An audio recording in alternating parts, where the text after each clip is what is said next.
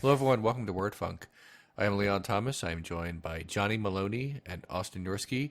I think there's a helicopter outside my window. Not immediately outside, like it's spying on me, but it might catch my microphone. But there's nothing I can do about it. I can't tell them to stop. This is the police! Stop that! I don't have that kind of authority. It's okay, Leon. The Transformers are still fucking in my regular neighborhood. Just, like, going at it. Now that's a callback. Hell yeah. Or was the Transformer fucking in the background of your audio a call forward to the new trailer for Bumblebee, the major motion picture coming soon to a theater near you? Well, let's just take this segue and run with it. All right, here's what I have to say. Next topic. I don't care. That's fine. I'm sure it's gonna be fine. I don't actually have feelings. Yeah, it does look like it's going to be a Transformers movie that's not bleak and gross, but we don't know that for sure. John Cena is in it, which is always a good thing. What? I didn't see that. All I saw was a GIF that made it look like the girl's gonna fuck the car, and I was like, maybe I'll see this. John Cena is the other big star in the movie besides whoever is the girl. Does he fuck the car? I'm pretty sure no one is having sex with the car. I think it's like gonna be like Leon. not the car. Oh, Leon. It's implied, I'm Leon. having sex with the car right now. Like, right now. Oh my god, that's the kind of humor that is in the actual Transformers movies that were, they were kind of like base and gross. Whereas this one is apparently not that, but like, who knows? I'm only half joking. There are a lot of people who want to fuck Transformers. Like, respectable intellectuals who want to fuck cars and Transformers, more specifically, alien cars. I know someone who, not someone I knew directly, but someone who was a friend of someone I know, but like I never got to meet her. She was apparently in love with her, and I can't remember exactly. It was a Transformers action figure. And by like in love with it, I don't just mean like she'd collect action figures, which is fine if that's your thing. I mean like she would sexually interact with it. Yeah, and would insist that it was her boyfriend. Yeah, like that woman who married a bridge. Okay. That happened. Anyway, it's fine. Yeah. They're not hurting anybody. You guys know that dudes fuck cars, right? I've heard that joke, but I'm not like aware of it in the way that I think your tone implies I should be, Johnny. It actually happens. Oh, I'm sure. Nothing has ever like passed through this material plane without being fucked at least once. Someone was interested in it at one point. It's just it's like not possible. Like I like that. That's not surprising. Just like when someone like years have passed since I've thought about the person who was like genuinely in love with an action figure, and it's like whatever. I don't even care. It's like the least offensive thing I've heard today or thought of today, because there's just always like this like onslaught of actual damaging stuff going on in the world that if someone just loves an inanimate object, I don't care. Like, it's fine. I like to think back to the Halcyon days when the most controversial stuff we talked about was like furries. It was like, oh wow, wild. How can they think that? Now it's just like, what? Like half my friends are furries. Who gives a fuck? It's 2018. Everyone's getting nasty. I'm enjoying this right now. This feels like a deep dive back into like the carefree days of Word Funk. Did you guys remember what the biggest controversies are? Like, are used games stifling sales? Oh my god! First of all, I hated whenever that topic would come up. Do you guys think Nintendo is gonna go mobile?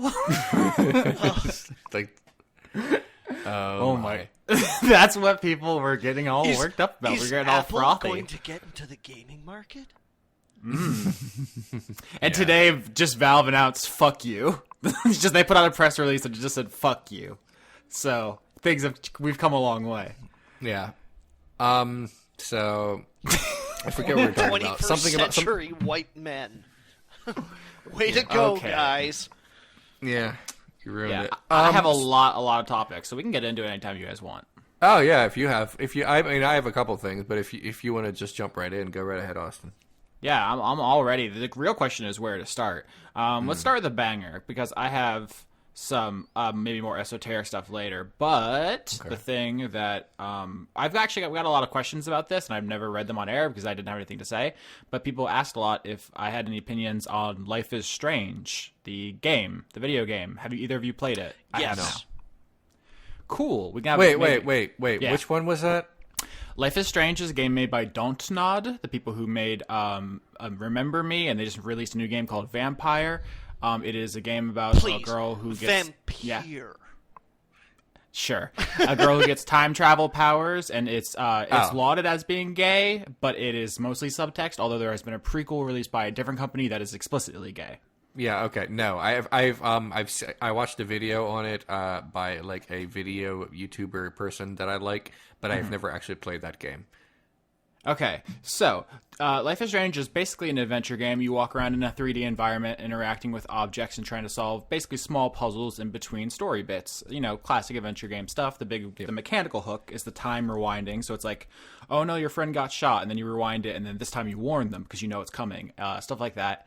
And then it's basically the story of this high school girl and her friendship with this punk girl, which has like homosexual undertones. She comes back to town to like attend an art school or something like that, and someone that she knew back in her hometown when they were younger, they reconnect. Yeah, they've grown apart, but now they're getting back together, and that they are the heart. Their relationship is the heart of the game, although the plot is mostly about trying to find out the shady dealings that are going on in this art school, and then there's like another plot, which is like something ominous and magical is happening. And before I played this game, there was so much like buzz around it, because it's like, oh, it's like one of the big mainstream games that has like pretty front and center queerness, maybe besides like Mass Effect. Whoa, which is just big mainstream game? You like that's how you're gonna label it. It's Square Enix published it, so all right. Yeah, and it's sold very, very, very well, enough to get a prequel and a sequel series. So it maybe doesn't have AAA production values, but people know the name. So that's, people talk about it a lot. So before I had ever touched the game at all, I had some stuff in my head from like cultural osmosis. I knew like kind of what the ending entailed. Not specifically, but in a broader sense. So I had that in my mind, and I also knew to expect like subtext, I guess. But what I was not expecting was that it's mostly just an adventure game about investigating teenagers, which is fine. Johnny, do you have any kind of broad strokes before I get into more specific details here? No, it's pretty low key in the way that it plays. Mm-hmm. I just like it's personable. You know, like, it's about people, and I love that. Yeah, very character-focused. It got a lot of flack when it first came out for the way the teenagers talk, which is they say a lot of, like, teen slang. They say, like, things are, like, hella, and that's, it's easy to dunk on, let's say, because it has... I actually don't know how accurate it is to what they're going for, because teenagers say corny shit. And so, like, maybe they nailed it. Like, yeah, maybe it is corny, because that's how we are. Or were, I guess. Like, I don't know. I don't have strong opinions on that. But the game is very good, very interesting. Has a lot of character stuff going on. The art style is evocative. There's a lot of good character work. It's funny. Soundtrack's good. Has really cool structure. I don't want to spoil too much, but like the time travel stuff gets wild. And it's they don't get too much into the details. They don't get bogged down. Like at one point, one character just kind of turns to the camera and was like, "I guess we'll never find out how that works," or something. Because it's like, fuck it doesn't matter. But all that cool stuff has like a dagger in its heart, which is the end of the game. The last scene, like the last button press, is difficult in a lot of ways. And I actually went and did some research about how it came to be, and they just ran out of money, y'all. Like, they had other plans and stuff, and like you can tell because near the end they start recycling a lot of assets for good effect. Like, it makes sense in context why, but there just wasn't any money left in making the game. And the knife in this game's heart is the fact that they married themselves to like 3 different plots. Two of them are interesting. The main character and her friend and their relationship, and then the shady dealings at the school. That's a game. The whole like there's an ominous magical storm coming is meaningless, and it infects this game like a cancer. It is so bad, and it forces the ending. And I bet if they could do it all again, they would just take it out because it adds nothing, and it sucks. It's very bad. And I mean, they even called the prequel series Before the Storm. Like, forget about all that. Forget about that. We're gonna do something else. Like, we know what you actually like. We know what you're here for. I see why they did it, because it adds like this looming meta narrative to what is otherwise a lot of disconnected conversations about, getting bullied, or like trying to navigate unwanted crushes and like pressure from teachers and all that. And so it's like, ooh, a mystical, magical thing. It's like very Marvel Cinematic Universe, like the MacGuffin and the portal. Like, yeah, I get it. But it just doesn't work at all. And it sucks because otherwise the game is really super cool. It's a a brilliant game. Like, it's so much... How to describe? Even the stuff it does, which is quote unquote like not good, like it falls into a lot of tropes. There's like the bitchy mean rich girl, and there's like the bully, and there's like they do some stuff like you've seen before, but it all just like feels, it like rings true, and I just like liked it. It's like almost ineffable. It's honest. Like, there's an honesty to it. Yeah, especially the well-meaning nerd guy who had a really deep knowledge of like movie history, and he like likes the girl, but it's like coming off a little too strong. And I was like, "Oh, buddy, please, please don't do this. I've been there. Don't do it. Just ease up a little, my dog, my dude, please." It was a little too real, but they nailed it. So yeah, we got a lot of questions about this over, I get literally the years since this game has come out. So if anyone was still holding out hope that we talked about it, we have now. So I will play the other ones eventually. Like I said, the prequel's made by a different studio. Dontnod has been working on Vampire. I actually haven't heard anyone say it out loud in an official capacity, but there's a Y in it. That's their new game, but. Okay. That's that. Leon, I'm done now. Great. Sorry, there wasn't a content warning for video games. It's fine. No, you're fine. Real quick, I just want to say, so do you guys know who Alexander Gulen is? No. Gulen, okay. The guy from yeah, the guy who used Gulen. He's hiding in California. He used to be in God, all of my fucking Middle Eastern knowledge just went out of my goddamn head. I want to say Turkey, but that's not right, is it? I have no idea what you're talking about. Okay. It's definitely not. But... It's definitely not whatever you're saying. But that's okay. No, it's fine. Tell me, Leon, who is Alexander Gulen? I may be mispronouncing his name, so maybe that's the confusion. But he is a German politician who is one of the heads of Alternative for Germany. That is a very, very, very far... That doesn't sound good. No, it's a very, very, very far right political party that is like nationalistic. So Nazis, racist. Yeah, racist. Alexander Gulen specifically has been someone who said we need to stop apologizing for our past. That kind of stuff. He's never explicitly. He's never explicitly said he's a Nazi, but in every way that ever someone explicitly is, says I know. Nazi. Just let me. And I know. Just let me finish. He never explicitly says that he's a Nazi, but in every way that someone is a Nazi, he absolutely is. I encounter people like this from time to time in my comments section. Usually they don't outright say I'm a Nazi or I'm a fascist. One did recently, and just said it. But that's another topic. What I just want to say about Alexander Gulen is that I think it was either today or yesterday, but it's definitely hitting the news today that he took a swim in a lake, and someone stole his clothes. And the reason was that when this wonderful person stole his clothes, he shouted, "Nazis need no bathing fun," and that. What the fuck? Yep. For the record, who I was thinking of was Fethullah Gulen, who is a Turkish preacher and politician who fled Turkey. I was right; it was Turkey. He's actually in Pennsylvania now. That was the person who. Fuck, I don't want to go too far down the rabbit hole. He's opposing Erdogan, right? Yeah. Yes. Oh, okay, good. Well, then anyone who opposes Erdogan is someone I will at least mildly acknowledge before I learn more about their politics. But also, more recently, was in the news because the General Flynn and his idiot son tried to arrange his kidnapping to take him back to Turkey, which is why the Flynns are going to jail. Okay, then. Man, every fucking day, I think to myself, maybe jail is like okay. They have to feed you, technically, I think. Barely. But yeah, long story short about my story. That's the entire story. I just wanted everyone to know that it happened. Someone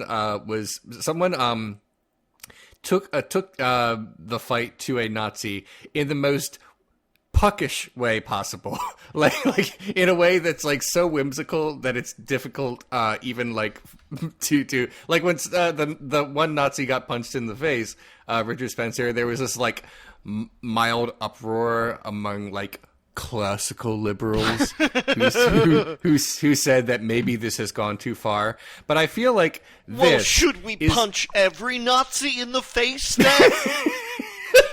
But this is almost adorable. So I just wanted that to be shared to the world.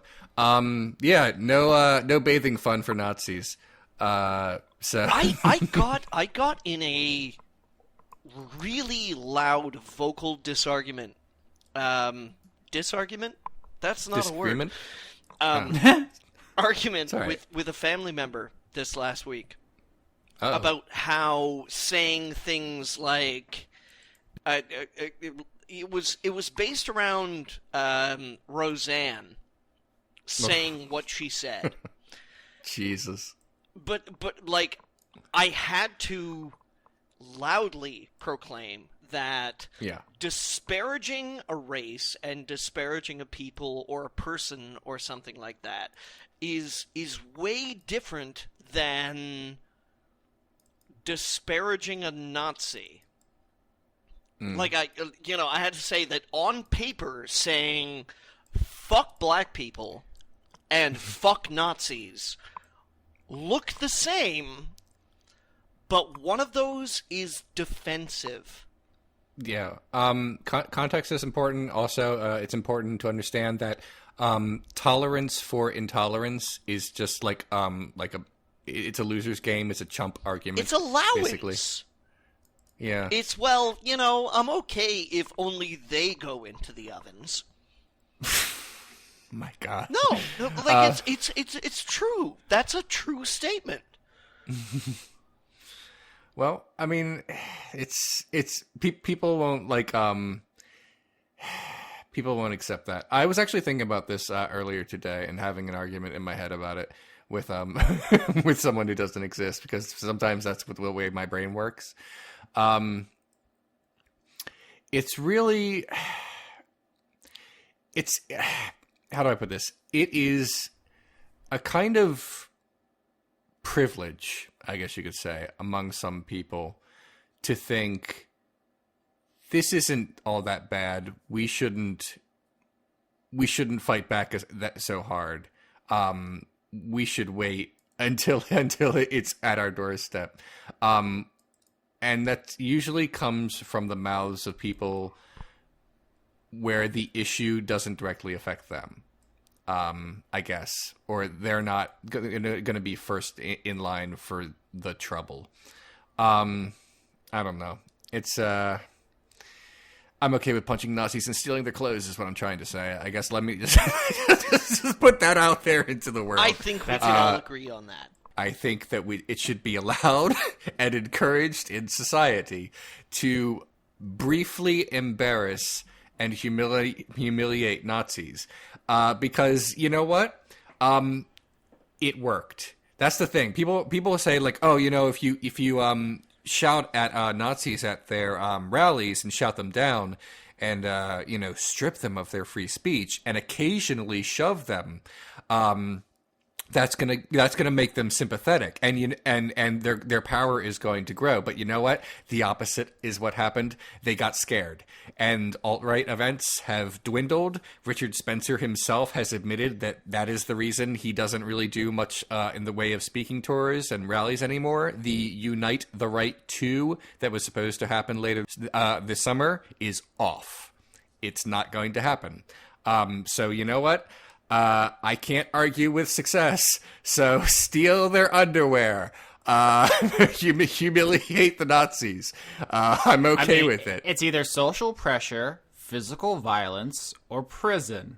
I think the first one is probably the one we want to try before it escalates. It's the first start. I also like the idea of naked racism.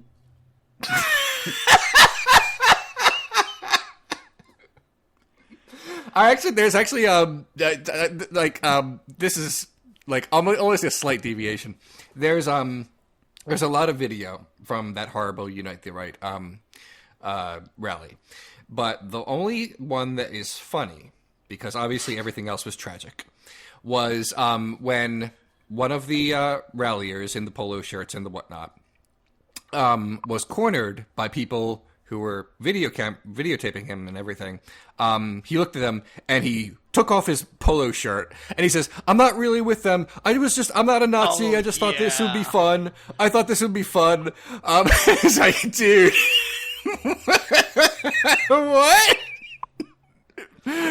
You can't be an ironic Nazi in public. Okay? First of all, that's bullshit in general, but that only works on the internet. It shouldn't, and not really, but like in public, like no one is going to accept your claims of performance art, even if you rip off your polo shirt. When are these people going to understand that the internet is now real life? Yep. I'm sorry. It is. It's just an extension of real life. It's not like a fantasy world. It's just the way we are communicating now, in the same way that talking to someone on the telephone is a real conversation. So is everything that happens on the internet. That guy who showed up in Charlottesville, like, you know the guy, like the tiki torch holding, like, dude, like he is the poster boy. He was like, "Yeah, nobody's hiring me, and I don't know why." Guess what, motherfucker? Yeah. It's because you're a fucking Nazi. Yeah. Thank you to whoever took that picture, by the way. I fact-checked myself, and Michael Flynn actually, in his plea deal, he only copped to one felony count of lying to the FBI as part of the deal. Presumably, he got some other stuff dropped in exchange for information with Mueller's probe. Poor Michael Flynn. Yeah. Did you guys hear about this? Happened a while ago, but there was some kind of poll out that most Americans don't know Mueller's probe has produced any indictments or convictions, even though a lot of them have admitted to the crimes they did. Okay, two things, because this is hitting my ear wrong. It's Mueller.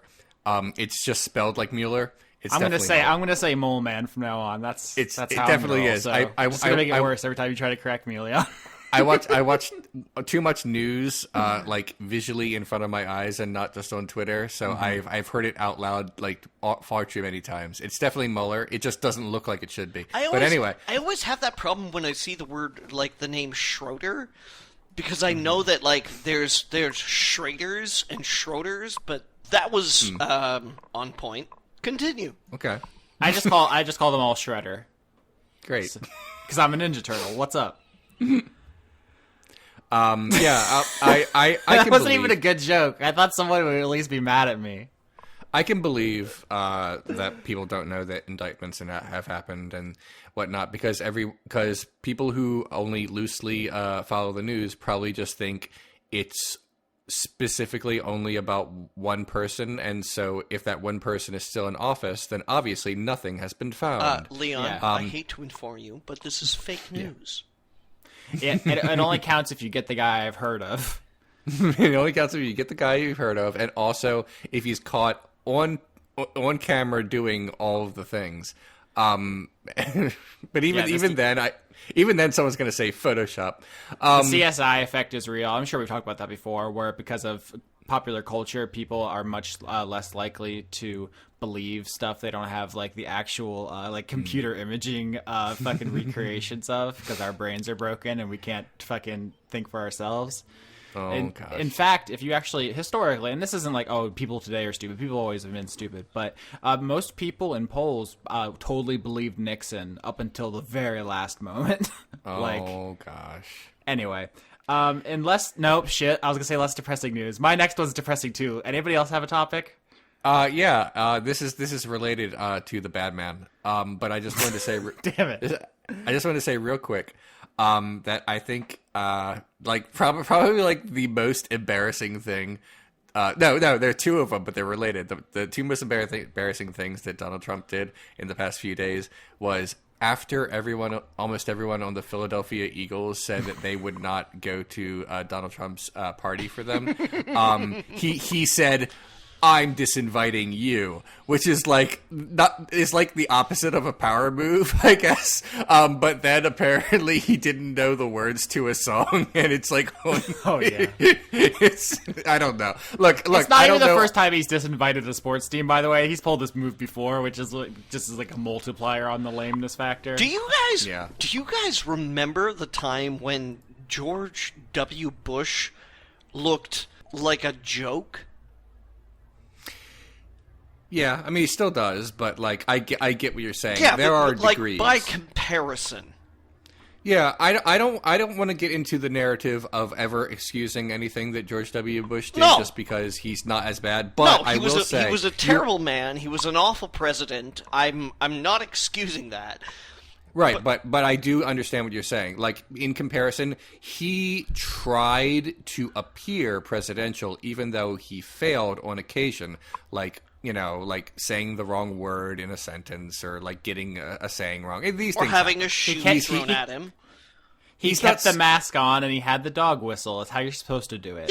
Yeah. He knew the basics of what he was supposed to do, even if he didn't do it well. Whereas Donald Trump is just a clown who doesn't care, I guess. I don't know. I really just like the. Do the two of you know the words to? What is it? America the Beautiful or whatever? America. I will say this. I know more of the words to it than our president does, but also I was not planning to sing it on the day. Yes. Yeah. Also, you are not president of the United States of America. There's also that. There is that. It's the important thing. Yeah, that's all I wanted to say. I just wanted to get that in because I thought it would be interesting to Austin, who is our sports person. And that is all I have to say about the sports. For the record, I do know the first verse. They made us learn it in school, which is creepy in retrospect. That is that's what I understand. Like I'm a foreigner. To be clear, America the Beautiful is not our national anthem. No. Star Spangled Banner is our national anthem. That is the one that everyone is like crying about. But Trump got the other song wrong. But it is also a like super common song that even if you don't know all the words, you can definitely mouth it convincingly. As long as your brain isn't rotting, you should be fine. On that note, did you guys see that White House correspondence where one reporter owned Sarah Sanders? It was like, of course. You know, if we're going to support the free speech of someone not making a gay wedding cake, why can't we support NFL players? Did you see that? Yeah. This is. There's a lot. We got questions about the wedding cake thing. Do you guys want to do this now? I actually kind of don't, to be honest with you. No? I'm angry in a way that's not funny, I guess you could say. But I do want to say one last thing about Trump doing his singing wrong. It looked like it looked like the straight version, the not intentional version of the Andy Kaufman routine where he doesn't know the words to the Mighty Mouse song. Yeah.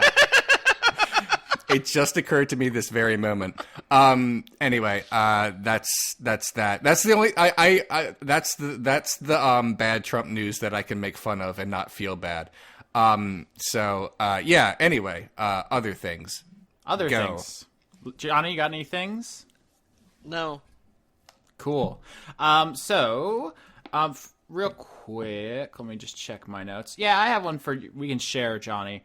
It was a pretty good week for music. I spent one day basically just listening to the new Father John Misty album on repeat. This was probably a mistake or a questionable decision, but I basically was alternating between God's Favorite Customer and Yay back and forth, beginning to end. You got my tweet, right? Yeah, it was. You listened to it before going on a date. I was walking down the street to the restaurant, and it was the worst idea I've ever had in my entire fucking life. All right, so you want to? I'll set us up. So, Father John Misty is the stage name of a guy. His name is Josh. He used to be a drummer in Fleet Foxes, one of my all-time favorite bands. He's solo now. He has four albums. His latest is called God's Favorite Customer. It is incredible. It's extremely, extremely good. It is. It is raw. It is so fucking like. I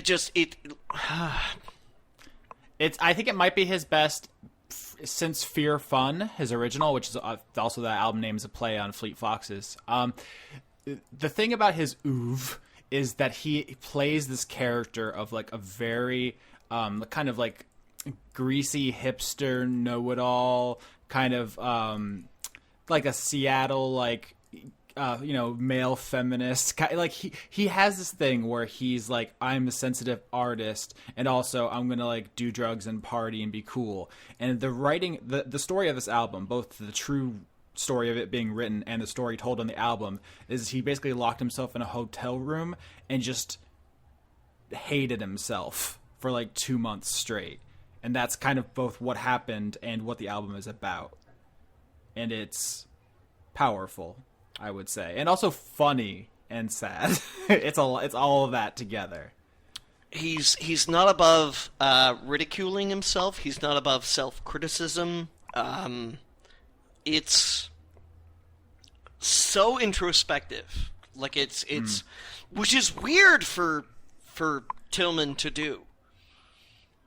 You know, like he's always kind of climbed the top step and been like, Father John Misty.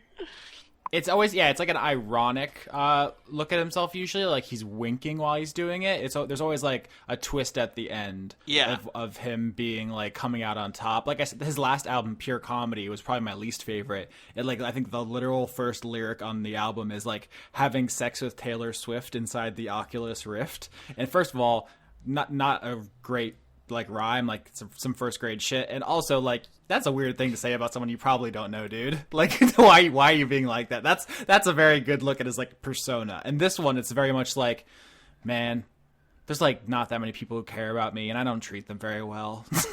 Yeah, it's just like, yeah, dude. The Mr. Tillman track.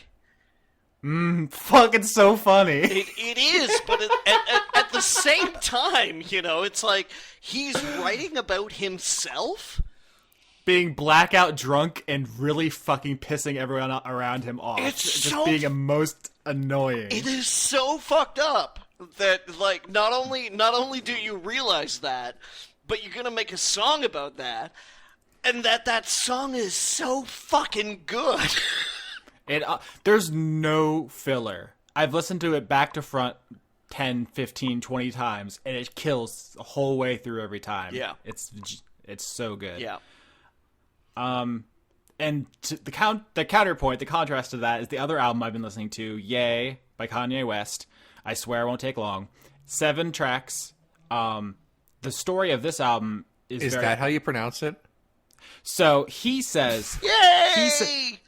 It's Y-E. That's his nickname, Kanye West. Ye. You know, like Yeezus, like it's his brand. It's one of his many aliases. But you don't pronounce it Jesus. But he says in interviews, it's a reference to the biblical ye, like you know, hear ye. So it's like a play on words. Shit. So the story of how this album is made is very interesting, which is he went to Wyoming and like pounded this out in like a week. Like the lyrics are, first of all, very embryonic. Like they all could use some work first, frankly, but they're also very timely. Like he references things that are just happening now, like the Drake Pusha feud. Does like he poopity scoop? No, he poopity scooped on one of Pusha's tracks on Daytona, but he does not on Ye. But he says to Drake, quote, "Calm down, light skin," which is a fucking raw thing to say to a biracial person. Jesus Christ. That's cringy. Yeah. And so, like, so the album is positioned as being about him being bipolar. The cover art is a picture he took on the way to the listening party in Wyoming, which he wrote on. I hate being bipolar. It's awesome, is what he wrote. I made a joke on Twitter. It's like, seems like something like a goth would have said, like, when I was in, like, high school, like, as a joke. Like, we would have got shirts at Hot Topic that said something like that. It's very corny. But the album starts off with a track called I Thought About Killing You. And it's a spoken word track for most of it, where he says, I thought about killing you. I think about killing myself. And I love myself way more than I love you. And it's legitimately affecting and haunting. And I was like, oh shit, is he really going to make an album about his mental illness and his personality problems? He also says something about how he lacks empathy in one of the other tracks. And I thought he tricked me for a second to think he was going to try. and then he has a song about, he brings up the slavery was a choice thing, which just shows how quickly he turned around. Like he worked on his last album for like years. This one he wrote overnight practically. So he brings up the slavery was a choice thing, but not to explain it, not to walk it back, not to apologize. That song comes down to, I said some stuff, thank God my wife didn't leave me. That's the message that he chooses to bring forth in this album. So his message is, good thing there weren't any lasting consequences to my bullshittery. Absolutely. No, that's what it literally, the album is about, how he doesn't care about things that don't affect him. The last track on the album is a kind of what should be a tender song about his daughter. And he tries. He really does try. But the message of the song is, I didn't think women were people until I had a daughter. Which is reprehensible. It's the oldest shitty patriarchy line. Like, you hear that about, like, oh, I didn't really appreciate, like, oh, now I think about the person I was, and, like, now I'm, like, embarrassed and stuff. And it's like, that's, like, it's not new, it's not fresh, it's gross. And his wife is there, dog. Yeah.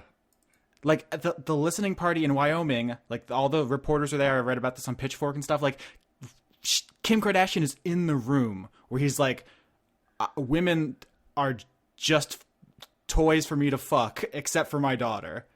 And it's just so fucking weird.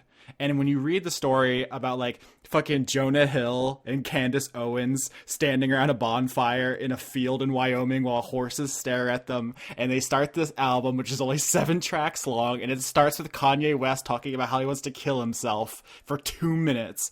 And it's just like, how hallucinogenic that experience must have been.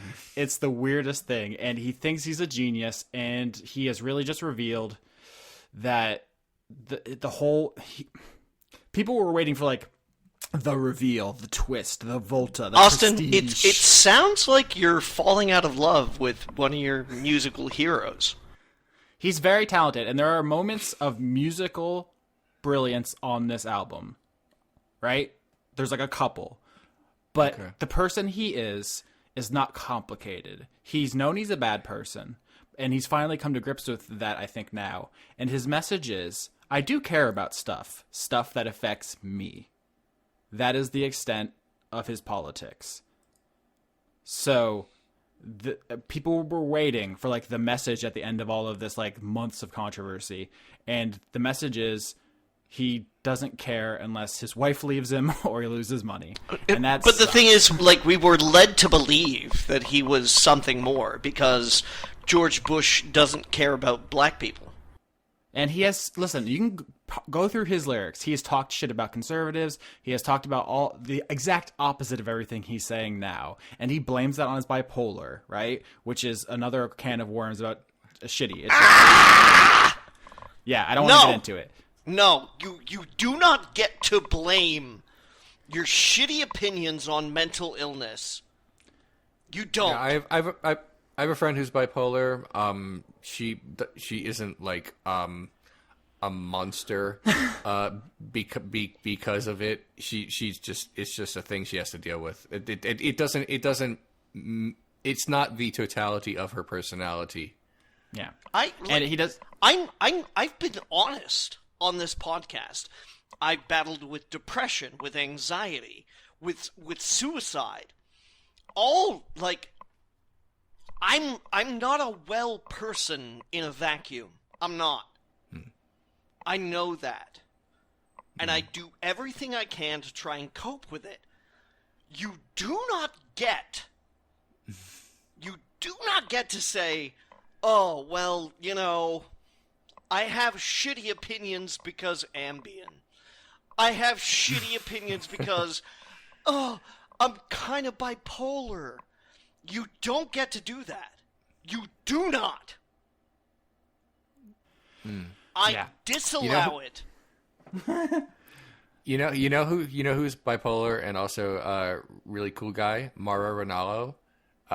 So I don't know. I don't think that's like a common denominator for being like a bad person. I think that's just like a mental illness that, you know, some people suffer through and makes their life difficult, but doesn't necessarily inform their politics. I know their several lack of people, empathy. Several people who have also been diagnosed as bipolar. Yeah, and they're great people. Yeah, they're beautiful people. Sounds like it's completely unrelated. But okay, if that's what you want to say. Yeah, yay. Wow. I wish he had made the album about that, though, because it starts off with him, he yells, like, bipolar is my superpower. He says that at the beginning of the album. Okay. And then he... Wait a minute. If you can't... Never mind. I know. Forget it. Austin, I just wish that's what the album was about. Austin, a couple of weeks ago, and this is something I was warned about on this medication, is that increased impulses to suicidality might go up. A couple of weeks ago, I wanted to kill myself. Not a fucking superpower. Yeah. You know, there's a narrative about that, not only in like the discourse, but also in popular media that is a lot of people find uncomfortable. For example, in the movie Split, someone's mental illness is explicitly described to be a superpower, like in an unambiguous, literal way, and that made some people uncomfortable. But okay. Yeah, I've talked about this before, and I know we should probably move on, but like both of my biological parents are mentally ill, and some of there's a genetic component to some of that. My understanding is my mother is schizophrenic and my father's bipolar. I'm not in contact with them, but that's my understanding. And I talked about this before, and someone sent me a message on Twitter or something like hopefully you inherited that, because being bipolar sounds like really awesome because you get like a bunch of energy and then you get to like sleep for a long time or something. And I didn't respond. What? Because it's like, yeah, my parents ruined my life and I was like homeless and stuff. And it's actually super not chill. But like, I understand, like, if you don't have any experience, you just read like on Wikipedia what they do to you. It might sound cool. It's not actually that cool. Yeah. When people say, awful. Your interactions with people on the internet is noticeably different than mine, Austin. Because when people say things like that to me, I let them know that it was not cool that they said that, or I should say, or I block them so that they are aware of that. I feel like people need to kind of like know why why the thing that they said was bad, or else they're just going to assume that it was okay. But I don't blame you for not wanting to interact with that person and respond, though. I get it. I think it was. I don't think it was in bad faith. I thought they just thought. I thought they just had that thought, and they didn't. Right. No, right. But that they. I'm not saying they were like trying to dunk on you. I'm saying that like that is a thing that probably could be corrected. I guess you could say. There are 7 billion people in the world. At a certain point, if you want me to educate you, I'm open to it. You are going to have to pay me. So fair. Yeah. Okay. This is an interesting talk and also deviation from the talk. So any other topics? I don't have like a lot to, like new that's going on with me like in terms of like media that I'm consuming. Like I started watching Star Wars Rebels, and it's good. It's fine. But apparently it is a noticeably different show in the second season and going forward. So I'm just in the first season right now where it's just pretty good. I don't have a lot to say about it though. I'm continuing to play that Sonic game that I mentioned. I still like it. So the apparently good one. Apparently Sonic it's the good one. Yeah, apparently it's legit. I do like this game. I believe I'm nearing the end, so that's cool, I guess. You got past the Mean Bean Machine part, right? Oh yeah, way past that. Okay, that's the part that like I watched some videos of it and I was like, okay, that's fucking dope. Like I'm definitely gonna play that game eventually. I was really surprised by it because I had never played that game before. So when the game suddenly like said, "Hey, remember this? Now you get to play it," I'm like, I don't know how to play this, and it's the boss. What are you doing to me? You needed to give me a tutorial first. I did manage to win on the first try. I think by luck. It's also a very, very easy version of it. They put you on like baby mode. That must have been why. Yeah. But yeah, that's what's going down with me. I finished Brooklyn Nine-Nine. I just tore through it in such a way that in such a way that I'm almost disappointed now because it's going to come back and now I'm going to have to watch it once a week, but not anytime soon. Like a commoner. Yeah, it's like, why did I do this to myself? Couldn't I have waited? Well, Leon, weekly we can catch up on Brooklyn Nine-Nine. Tell me why. Oh my god. So. Okay. That was the best cold open ever. It's very good. So yeah, I do like the show. I don't have anything super special to say about it, unfortunately. All the good takes have happened over the past 5 years, and I'm late to the party. But it's good, and you should watch it. And I'll definitely watch the new episodes. And that's kind of all I got going on. That's cool. I'm taking the baton from you now, Leon. Go ahead. Take it. Get your hands off it. All right. I'm watching and reading and playing and so much stuff, guys. My sticky note is full. Thor Ragnarok. I added to Netflix. I watched it today. Good. The colonialism takes are taken. The comedy takes are taken. I was looking for a fresh take on this movie that everyone loves and made a lot of money. And I've decided to be pedantic about the mythology. Are you ready? Are you going to be a jerk, Austin? No, I'm kidding. That was just a joke. Where's the world serpent, though? Where'd he go? Anyone? No one. I don't remember that at all. No, he's not in it. I'm just saying that that's an aspect of Ragnarok in the mythology that's not in the film. That's okay. That's why I don't remember it. And so Marvel's Norse mythology is mostly faithful in the core characters, but the further you get from Odin, Loki, and Thor, the less faithful it becomes. And the movie just goes bananas because Hela is their adopted sister, but in the mythology, it's Loki's daughter, and also the wolf is Loki's daughter, and Loki does not recognize either of them. I mean, that's just not their relationship in the movie, but Austin, I would have really liked some kind of acknowledgement. Austin. Yeah. Listen for a second. Just for a second. Yeah, I know. Did you hear me roll my eyes? Yes.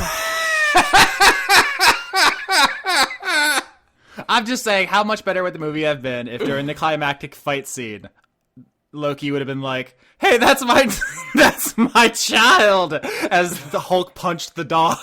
I think enough beloved characters have died in the Marvel Cinematic Universe of late. We don't need Loki's daughter to be one of them. Spoilers, I guess. I mean, it's ambiguous. You don't see the dog die. The planet explodes, Austin. Damn it. Also spoilers. I don't know. Does anybody care? Like, do you guys want to talk about the tone? Because I feel like that's the thing. All the hot takes were when this movie came out was like, is it too jokey? Like, yeah. Go ahead. Here's the thing. When I watched it and wasn't expecting that tone, it was jarring, and I think that's part of why I didn't like it at first. But going into it the second time, prepared for what this is going to be, I liked it a lot more. If someone said, "Hey, here's this action comedy you might like," I'd be like, "Oh, cool. Well, I'm prepared for giggles."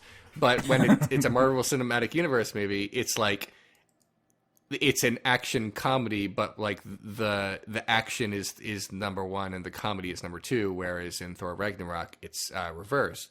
And I think that threw a lot of people off. And if that's not your thing, I totally get it. It wasn't at first for me, but once prepared for this complete tonal shift, I was down with it. It just took me a second viewing, which is not ideal, but that's maybe that's on me. I like, as far as I'm concerned, it's the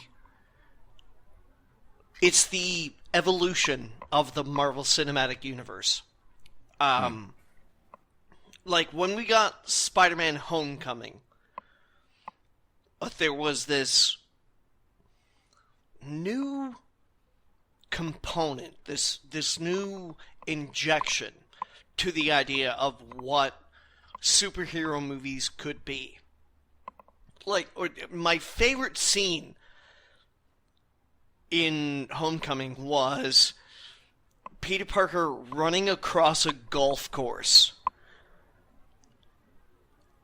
Because, the scriptwriters were aware of the fact that it was like, he's only Spider-Man around tall buildings. Yeah. And so, Thor Ragnarok feels like the next step. I loved it. Cool. It brought superheroes down. It humbled a god and the Hulk. And made them characters. It made them people. You know, like, previously Thor had been this high and mighty, well, you know, I'm fucking Chris Hemsworth. Yeah. But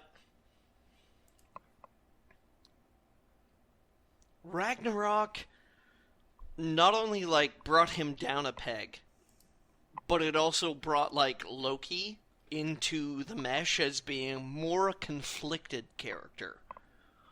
Yeah. That was my favorite Loki stuff. There was definitely a sense that they were trying to warp the fiction around Loki to get, like, forgive him for the fact he's definitely responsible for killing, like, thousands of people. Like, the movie had so much going on. There was the entire, like, Planet Hulk thing. There was the entire Ragnarok thing. They didn't really have time to address this. I get that. But the way that the movie kind of just says, like, you know, Odin actually was a bad person and killed a lot of people. Loki was a bad person, killed a lot of people. But, you know, we love him. It's fine. Like, that maybe needs some examining. Also, Matt Damon did well. Yeah. Sure. That was good. I don't know. Yeah. Maybe my favorite part of the whole movie was when Anthony Hopkins just goes, "Oh shit." It was just like this very, very small moment that like meant almost nothing, but it was just very cute. I cannot get over weird. Piss off, ghost. Yeah.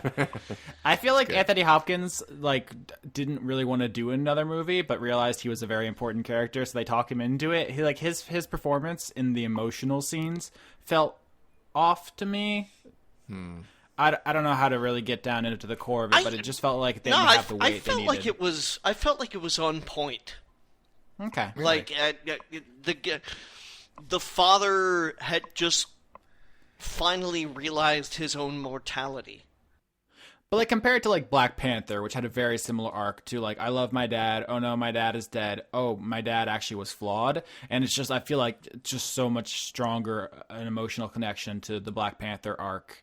And for me, I think it came down to the performances. Not like I don't like Anthony Hopkins, who doesn't like Anthony Hopkins, but that's just like how I left it, feeling like I didn't feel like he nailed it. But yeah, my major yeah, go ahead. I like this really pink outfits.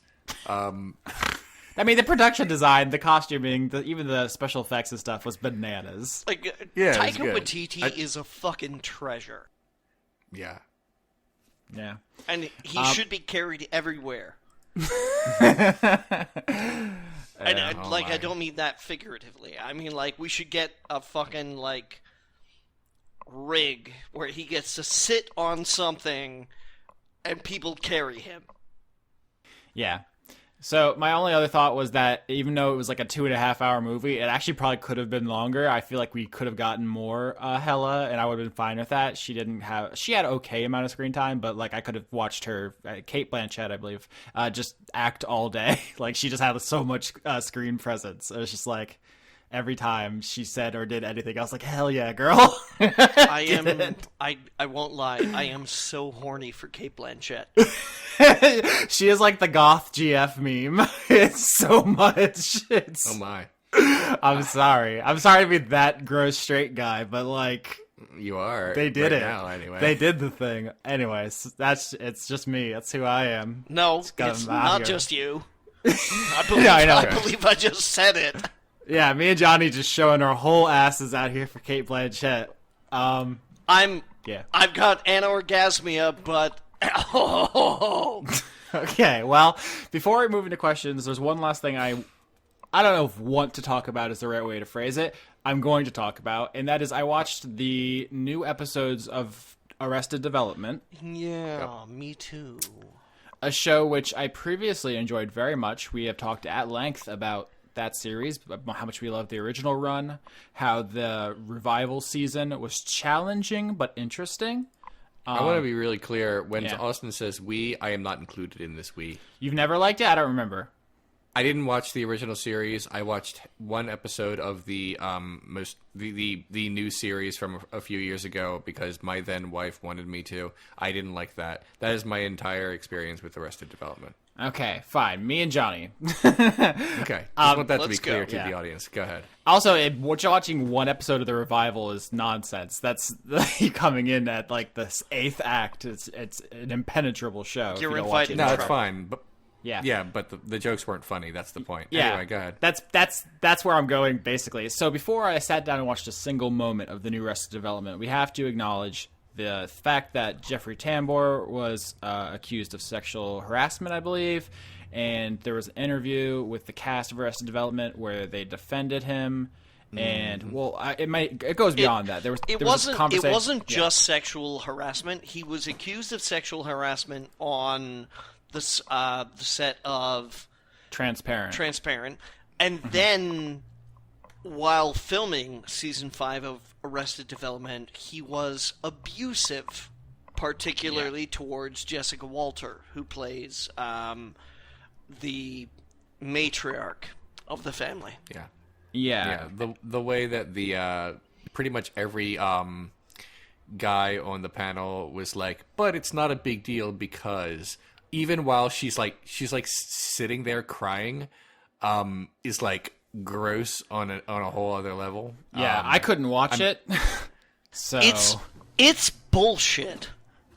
yeah, It is I don't know if I'd absolute have bullshit that you can behave as an asshole because, like, maybe you're kind of good at your job. The whole idea of like the difficult to work with auteur, which I believe Jason Bateman was trying to defend and then later apologized for on Twitter, is a toxic thing. It's just like the idea of like the tortured artist. It's just people who need help. It's all garbage. Fuck all of that. People, be nice to people. It doesn't even need explanation. Anyway, if I didn't have the show, I probably would not have watched the new season of Arrested Development because that whole thing is fucking trash. Their response was trash. The fact that it happened is trash. It's all trash. And wouldn't you know it, the new season of Arrested Development is trash. I watched all of it in one go, did not laugh once. Yeah, it was not good. It's hard to pick out exactly what's wrong with it, besides the fact maybe just everyone's soul is damaged who's involved with that show now. But Jesus. Part of it is that the show, it really is about all these interweaving stories and how like ridiculous it is. It's like absurdist.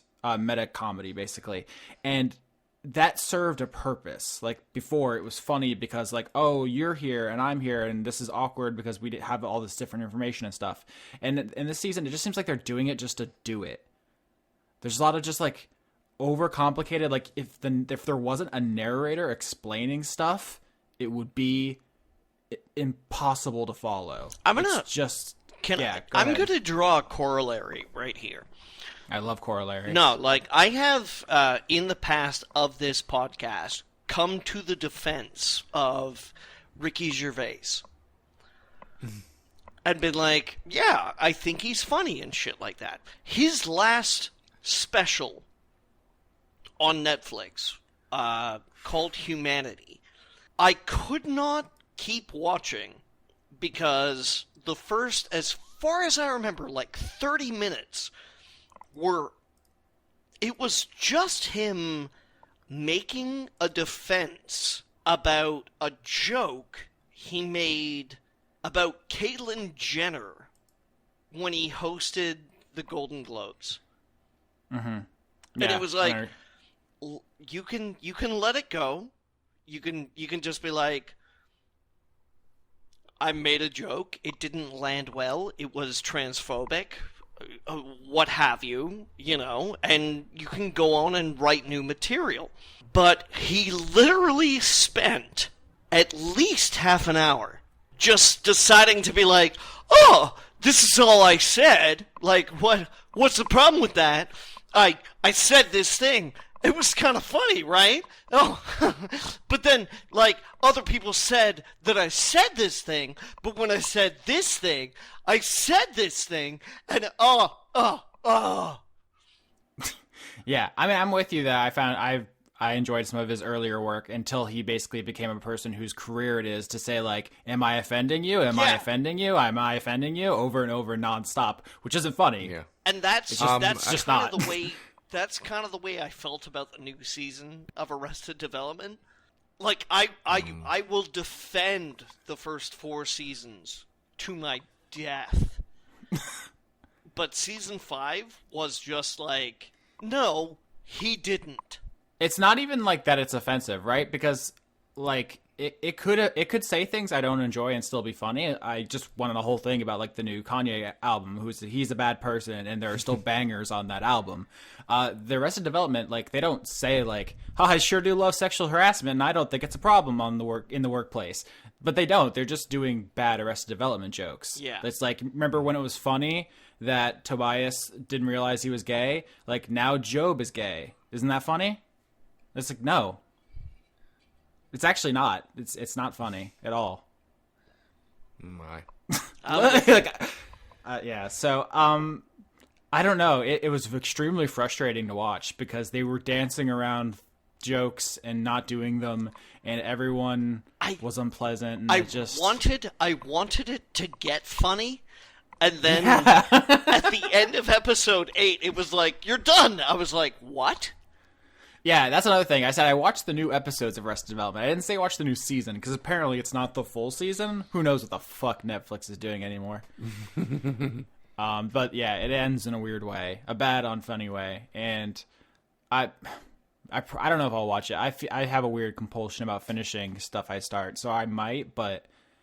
Also, props to Elias Shawkat for actually standing up for Jessica Walter.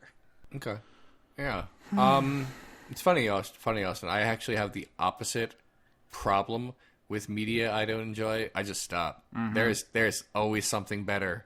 It's just we're like I know the other day I learned that Pendleton Ward, the creator of Adventure Time, has a new cartoon series, and it's been around for 4 years. And it's the first I heard of it, even though it is apparently a popular enough show to have 4 seasons so far. And that's what peak TV is like. Even though that is exactly the show that I want to watch, it still didn't come across my peripheral over the past few years, just because there are so many other shows that people are recommending to me. So when something is bad, I can just not. There's no. I only learned this past week that SpongeBob SquarePants was created by the same guy who did Rocko's Modern Life. Oh, I did not know that either. But I have not seen SpongeBob SquarePants at all. I watched my first episode this month. What the fuck? How is it? What is it? I mean, how is it? It's good. Good. We are from such different eras. Like, I have seen every episode of the first couple of seasons of SpongeBob. Shut up, youngster! Times. They are. I mean, I still I just mentioned Adventure Time. I still watch children's entertainment. But here's the thing: there was a time in my life where I felt I was too old for some things, and now I'm at a time in my life where it doesn't matter. But there was that SpongeBob was in that chasm where I thought of myself too seriously, I guess you could say, and wouldn't do something like that. But also, SpongeBob was pre-internet times. At least for me, I'm sure people had it, right? But it was just that was all that was on TV for years. Austin, I'm sorry I yelled at you. Also, I was gonna say early SpongeBob legitimately is great. Not great for a kid's show. It's really, really good. It gets extremely bad. I've checked in, not recently, but I have, and the later stuff is unwatchable. But the early stuff is all classics, classic after classic after classic. I'm telling you. Okay. All right. All right. So you want to do questions? We're past the time we normally do. So let's jump in. Yeah, let's jump in. We've had a hot sauce episode, boys. I'm curious about this one. I really want to see where this goes. JJ Hernandez asks, "What are some of Leon's favorite vaporwave groups?" Ooh, that's kind of an interesting question. First of all, Saint Pepsi is number serious, but here's the thing about vaporwave and similar subgenres that I listen to on vaporwave stations. I'm not so much getting into specific artists so much as I am just listening to it a lot as a radio station, because there are YouTube radio stations that just play certain genres of music, and that's kind of what I do. So rather than going on Spotify and saying, ooh, this is the one I want to listen to, this album, I just listened to an assortment of it. This hasn't been only going on for a few weeks now, so I'm not an authority. It's just a thing that I'm into. So that's the real answer to that.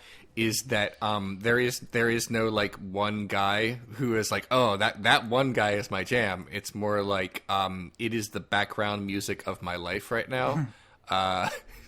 It's also not a personality forward genre. Yeah, that's true. I mean, for one thing, there isn't very much vocalizing, and therefore you can't dissect lyrics. It is also heavy into repetition, which is fine. That's not a condemnation of something. Philip Glass is a classical composer who also is very much into repetition in his work, but in his songs. But yeah, it's not something where I have attached myself to particular artists at this time. Although I am getting to the point when the radio stations pop up and an artist comes on, it's oh, I remember that one from the thing. So you're gonna have to give me a little more time on that one. I guess that's the real answer to this. Yeah, I know a lot of electronic musicians, they may have club hits and stuff, but they don't really get famous off them. So a lot of times they'll move into producer roles, so that they'll still have long productive lucrative careers, but they'll never be like famous the way pop stars are, because you just don't. That's just not the way that genre works. So, yeah. Okay. Let's see here. I know. Okay, I'll try to make this quick. So, Leon, I know that you said you were angry about this, but a lot of people asked. Dark Kent Reltnark asks, "Gay wedding cake?" ? So, the Supreme Court 7-2 sided with the people who didn't want to make a wedding cake for the gay couple. This seems extremely bad. I want to give you at least some hope here, which is that court cases are not two teams and one of them wins like a sporting event. There are individual pieces of cases, and they can be decided on different grounds. This case was decided on a kind of narrow technicality about the way it was decided at a lower court.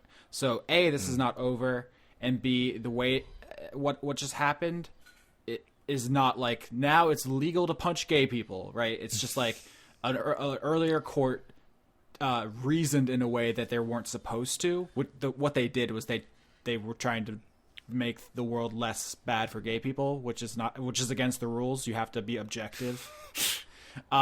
So basically the Supreme Court said, like, hey, other court, do it again, but this time don't have feelings. Okay.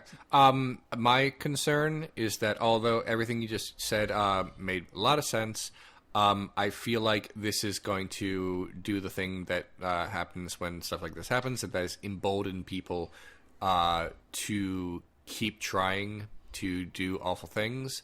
When something is normalized in our culture, and even though what you said made sense, for a lot of people this means it's normalized now. Yeah. It becomes part of something they think that they can just do.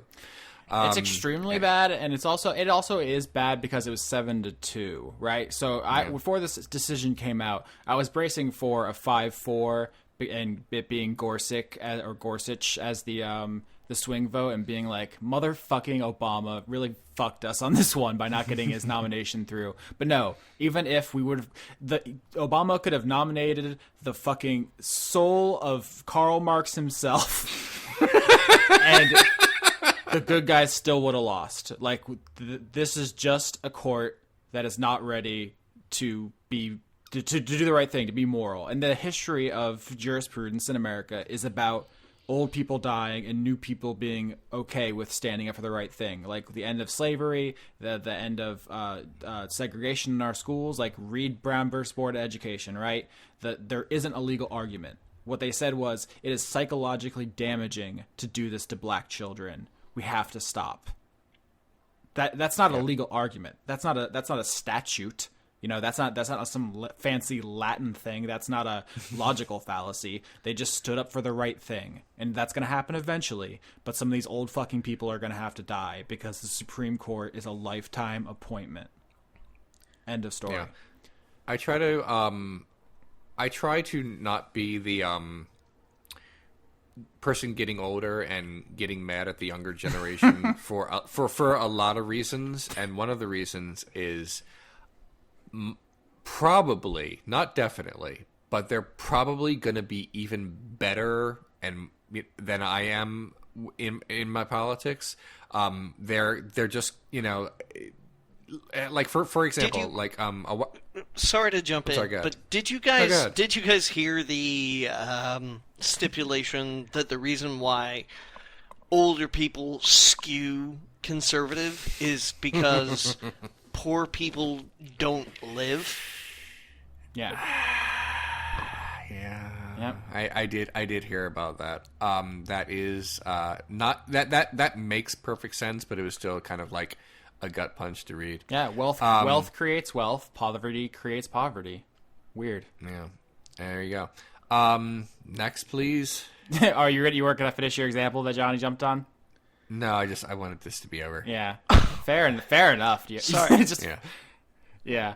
So I don't know what any of this means. I'm going to read it, and hopefully someone can suss it out for me. I'm not going to be able to pronounce this. Iro Saranta at Infamous Snake on Twitter asks, any thoughts on China's new Oriental wrestling entertainment?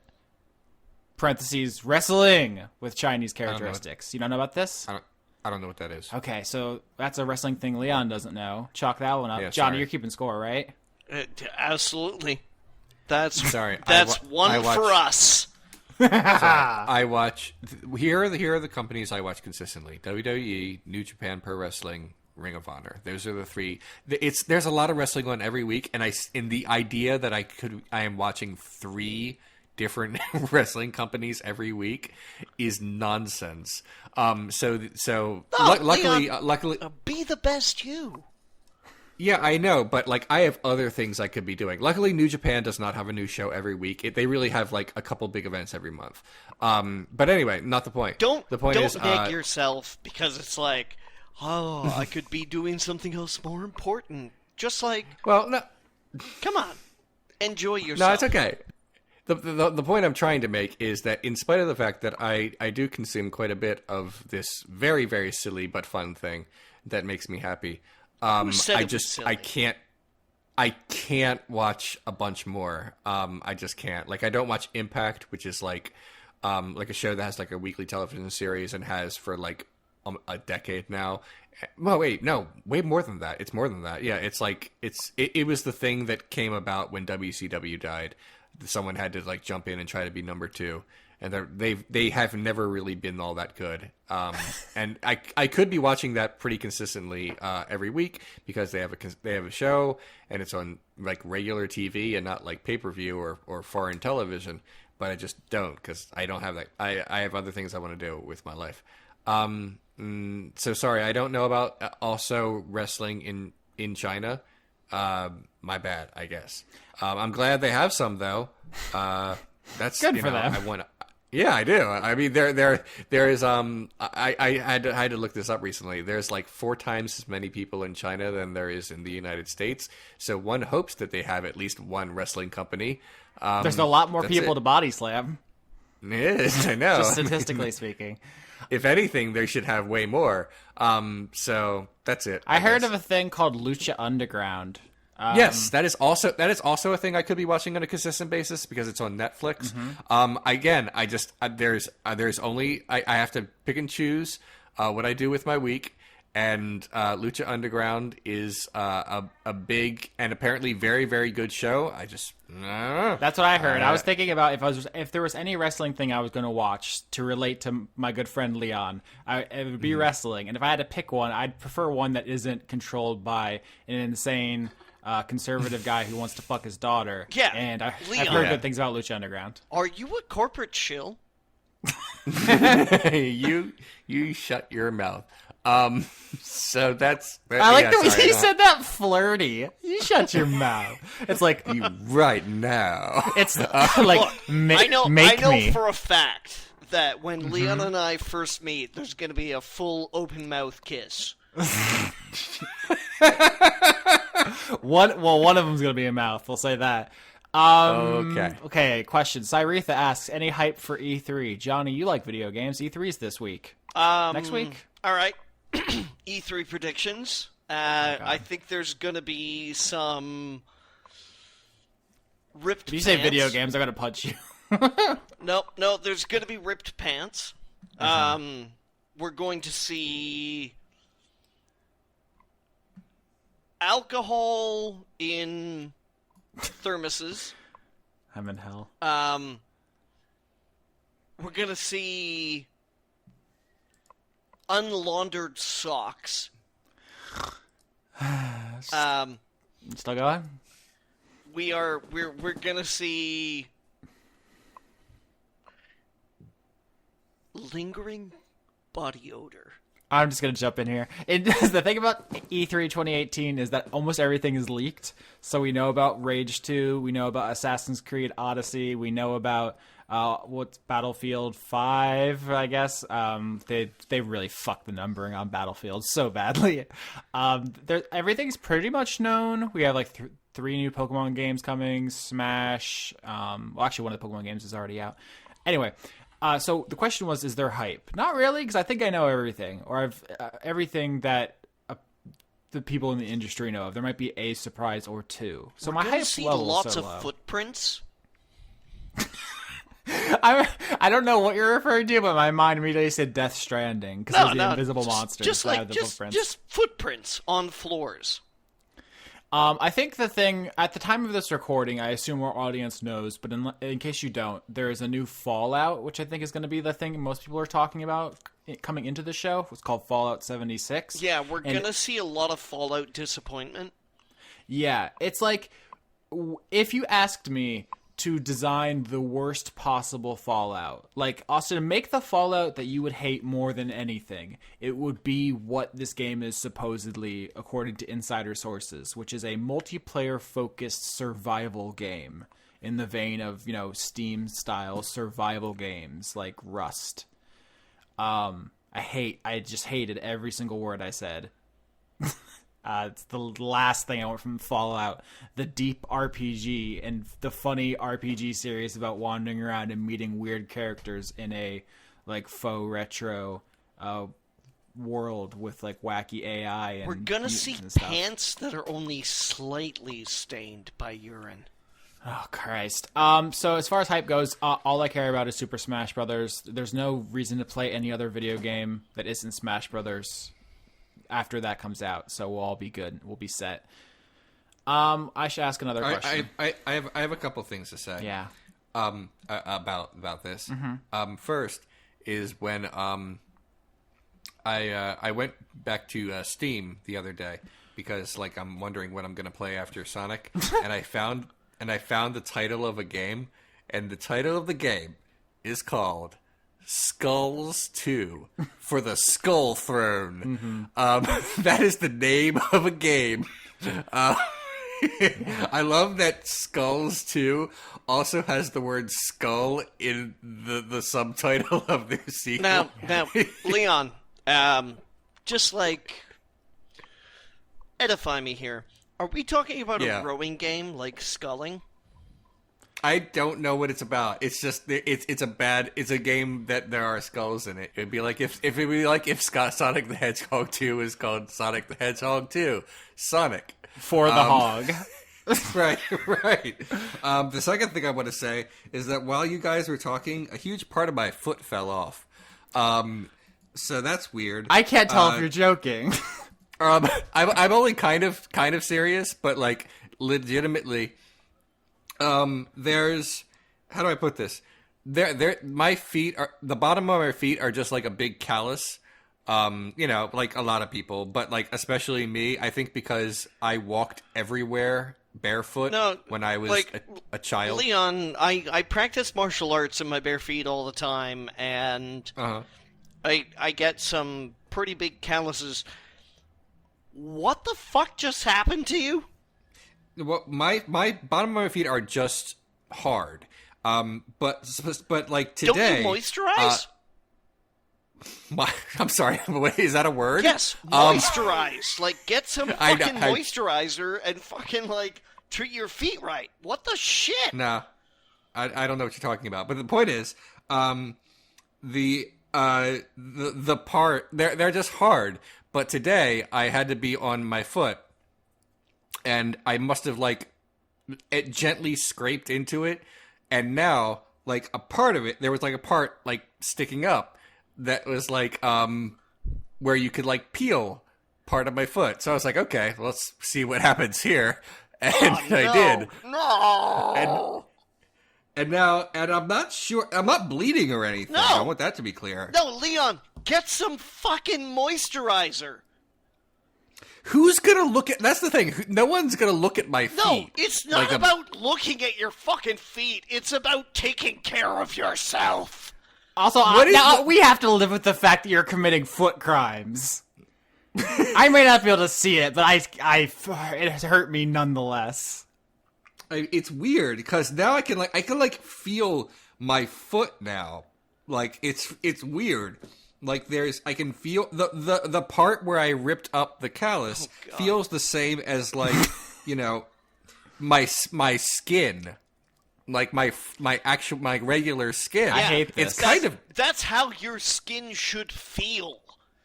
It's fast, and this hasn't happened in my life. Is what I'm trying to say. I've always. I'm trying to tell you right now. Get some fucking moisturizer. I think it's too late, Johnny. You don't understand. Can everyone tweet at Leon? Too late. All Everyone right. tweet at Leon, stop being a weird foot boy.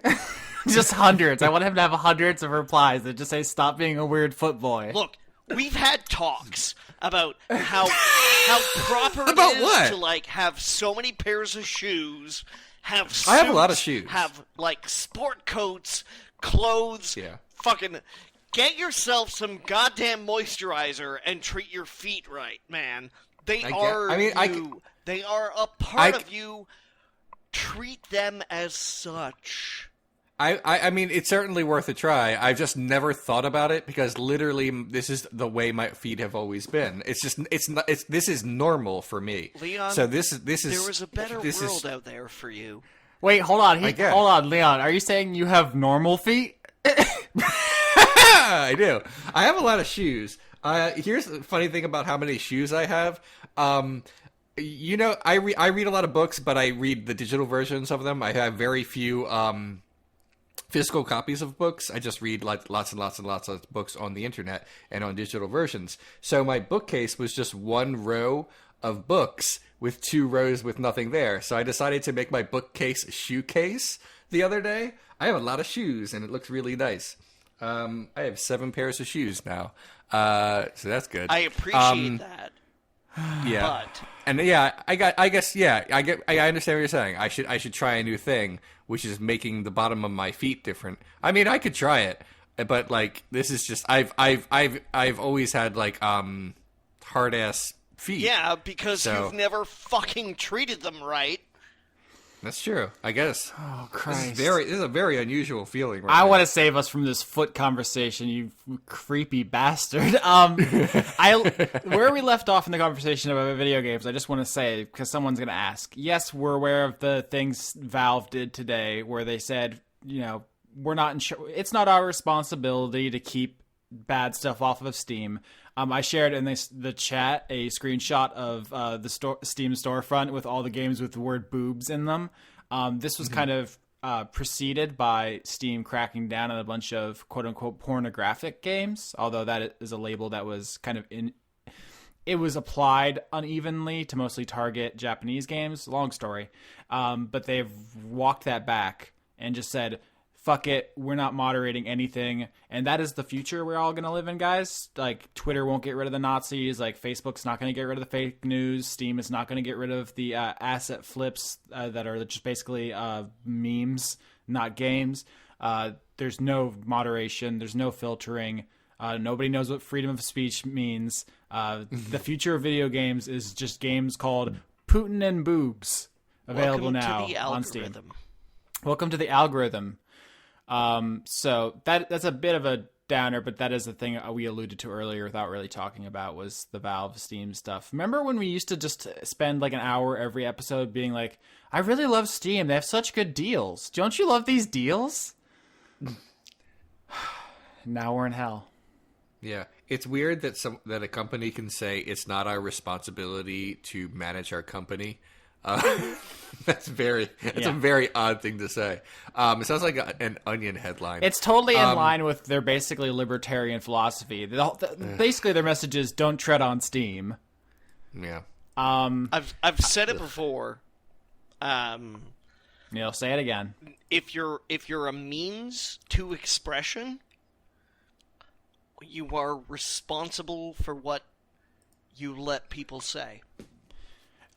Yeah, so legally there's something called a safe harbor rule where they're not. So it's complicated. Our rules currently let people get away with shit like this. I think it's particularly shitty with Steam because they are pocketing so much money from the developers who are working. And Facebook, maybe?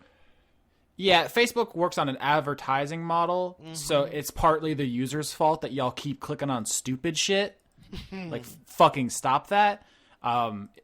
Steam is though it's like they are filling a demand and people are putting it's a store. It's a little bit different being a storefront versus an advertising platform.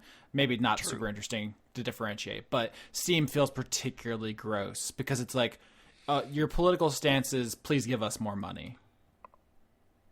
So anyway, it's a very Austin thing to get off on a tangent about. We are basically out of time, but do you guys have anything else you want to add? Here's another fun thing about my feet. I almost saved us, Johnny. My toes curl quite a bit. And when I walk, I'm told I'm very quiet when I walk, and people are startled when I walk into a room because due to the way I walk, I kind of walk the way someone walks as if they're wearing high heels, but I'm not. Like on the front of my feet first, it's hard to explain. So the point like is, you're an ostrich or something. Yeah, I walk almost as if on my tiptoes, but not really.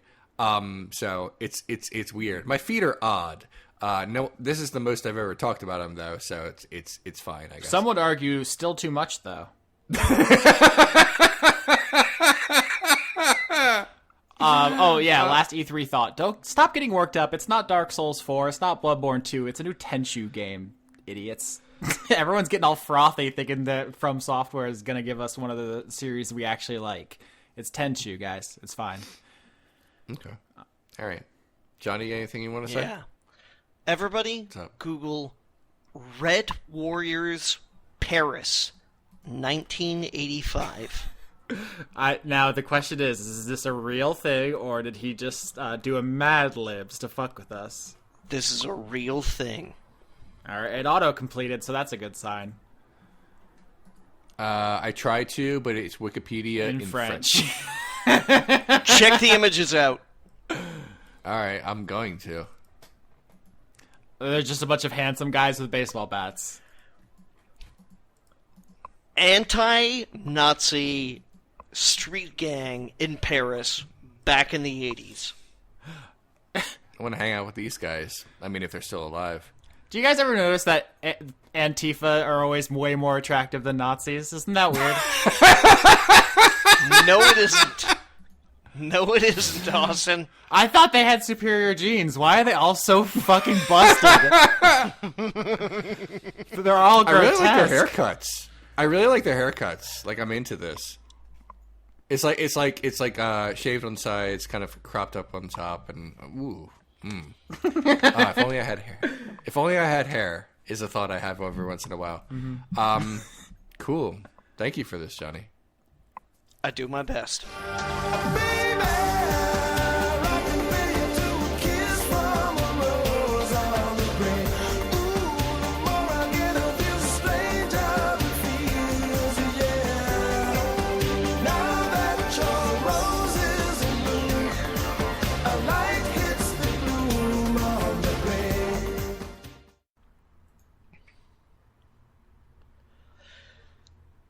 Billy Markham sits on an unwashed cloud. His hair is matted in must. His dusty wings have been cast aside, and his harp strings have gone to rust. There's dirt beneath his fingernails, and a glazed look in his eyes, as he sits like a burned-out acid freak and stares across the skies. They had bathed his body in milk and myrrh. They had robed him in silver gowns.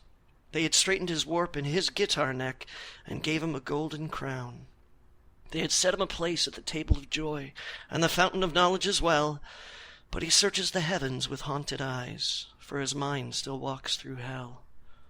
His thoughts are down in that nether world, in that burning fiery rain. His thoughts are with his mama, how he longs to soothe her pain. His thoughts are with his little girl, how he'd love to ease her crying. His thoughts are with his own true love, how he'd love to bust her spine. So late that night, while the heavenly harps play in the sweet by and by, Billy Markham reaches a silken rope that hangs down from the sky. He has stripped himself of his crown and robes, and he has clutched the silken cord. He has swung him down without a sound, so as not to wake the Lord. And down he winds through the perfumed air, down through the marshmallow clouds, and he hangs for a while o'er the rooftops of earth, looking down at the scurrying crowds. Then down through a manhole, still clutching the rope, to a stench he knows quite well, 'neath the sewers of the street, till he feels his feet touch the shit-mucked shores of hell. He has scaled the crusted, rusted gates. He has thrown a bone to the hounds. He has floated the putrid river Styx, still down and further down. Down past the gluttons, the dealers and pimps, down past the murderer's cage, down past the rock stars searching in vain for their names on the cash box page, down past the door of the merchant of war, past the Puritan's slop-filled bin, past the bigot's hive, till at last he arrives at the pit-marked blameless sins. He has found the vat where his mama boils. He has lifted her gently from the deep. He has found the grate where his little girl burns. He has raised her and soothed her and rocked her to sleep. He has found the pit where his sweetheart sleeps, and he spit on the fire where she lay. He has cursed her as a whore of hell. He has cursed and turned away. From this day, says Billy, I place my faith only in mother and child, and never again will I look for love in a bitch's stained smile. Then up, back up, the rope he climbs, up through the suffering swarms, past the clutching hands and the pitiful screams where his two precious loves in his arms. Just one more pull, then free forever from hell. Just one more pull, then hello, Billy, and there stands the devil himself. And now he wears his crimson robes, and his horns are buttered bright, and blood oozes through his white linen gloves, and his skin glows red in the night, and his tail coils tight like an oily snake, and the hellfires flash from his eyes. On those craggy rocks he stands and blocks the way to paradise. Well, what have we here, the devil says, in my domain of sin? In all my years as the Prince of Dark, it's the first case of somebody breaking in. And of all the daredevil daring dudes, well, who should the hero be but my old friend Billy Markham, who once made a punk out of me? I heard you was in heaven, Billy, fucking angels all day long. What's the matter? Wouldn't that heavenly choir sing none of your raunchy songs? Or maybe it's the thought of the loves you sold, and you couldn't live with the shame. Or maybe like every other loser, you just can't stay away from the game. You write your songs about standing strong, you sing about being free. But like a pussy-whipped fool who keeps on bitchin' about his lover, you keep bitchin' but coming back to me. You made me the laughing stock of hell, and the whole world laughed with you. Now here you come crashing my party again. Now tell me, just who's devilin' who? Now I didn't invite you down here, Bill, and nobody twisted your arm. But you're back down here on my turf now, down here where it's cozy and warm. So no more dice, and no more games, and no more jive stories to tell. Just the devil and a man with some souls in his hand hanging tween heaven and hell. But what's this, the devil says? Only 2 souls you've set free? You seem to forgotten left one behind. Now who could that one be? Could it be your own true love, the one with the angel's smile? The one you curse with each bitter breath, 'cause she played with the devil a while? You call yourself free? The devil laughs. Why, you prudish, uptight schmuck. You'd leave your sweet love burn in hell for one harmless little suck. What would you rather she had done? Leaped in the boiling manure? So you could keep your fantasy of someone sweet and pure? She saved her ass, and so would you, but still you curse her name. Shit, you'd suck 1,000,000 dicks to escape one childbirth pain. Hey, it's easy to talk to save an ass, says Billy. Forgiveness is easy to say. But when the shame burns worse than Hades' fires, well, how do you talk that away? Shame, laughs the devil. She's only a woman. She did what she had to do. And right or wrong, she needs no curse from a hypocrite lame like you. She shall rule with me in this kingdom of flame. She shall sit next to me on my throne, while you live with the truth that the devil's heart has more pity than your own. Hey, wait a minute, says Billy Markham. I can't believe what you just said. You're giving me this whole philosophy shit just 'cause you like the way she gave you head. Why, you poor closet romantic, that chick was sucking for her life. Just wait to see what kind of head you get after you make her your wife. In hell, shouts the devil, that's blasphemy. I should burn you to dust where you stand. But the venom you're carrying in your heart, that's torture enough for any man.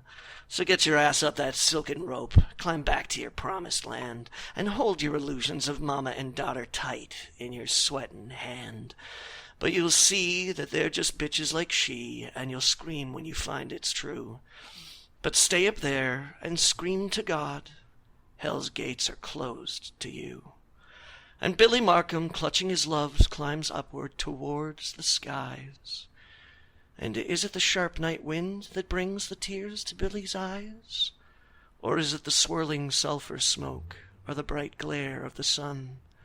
Or is it the sound of the wedding feast that the demons below have begun? As the devil he sits with his betrothed, and they pledge their love in the steam, while halfway up the silken cord, Billy Markham screams.